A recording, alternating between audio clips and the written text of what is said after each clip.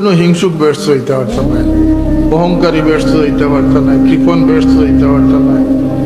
ব্যর্থ লাভ ওই সমস্ত মানুষ হইবা যারা তারা মানবিক ত্রুটি থেকে তারা মুক্ত হইতে পারছে। আল্লাহ তারা লাগে বেহেশত আল্লাহর কাছে। আমরা তো দুনিয়ার জীবন মনে করি বড় ভুল করি। আমরা মনে করি যে আমরা একটা জীবনের অধিকারী হয়ে গেছি। এটা জিন্দগি না, এটা বন্দেগীর জায়গা।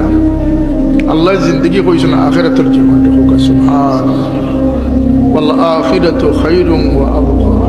আখিরাত হইল কি চিরস্থায়ী এবং শ্রেষ্ঠ জিন্দগি, যেখানে কোনো ক্লেশ বিদ্বেষ থাকতো নাই, মারামারি হানাহানি থাকতো নাই, নিরাপত্তা বিঘ্নিত হইতো নাই, হিংসা বিদ্বেষ থাকতো নাই। এখানে ওদের ব্যস্ত যারা যাইব সব বেমার থেকে মুক্ত থাকবো, নিরূপ মানুষ থাকবো, ভালো মানুষ থাকবো। সুবহানাল্লাহ। কোনো হিংসুক ব্যস্ত হইতে পারত নাই, অহংকারী ব্যস্ত হইতে পারত নাই, কৃপণ ব্যস্ত হইতে পারত নাই। ব্যস্ত লাভ ওই সমস্ত মানুষ হইবা যারা তারা মানবিক ত্রুটি থেকে তারা মুক্ত হইতে পারছে। আল্লাহ তারা লাগে বেহেশত আল্লাহর কাছে। এর লাগে মানুষ বনা দুনিয়া তাইয়া মানুষ বনা। মানুষ বনতে হইলে মানুষের সহবত লাগে, নেক্সট সহবত না।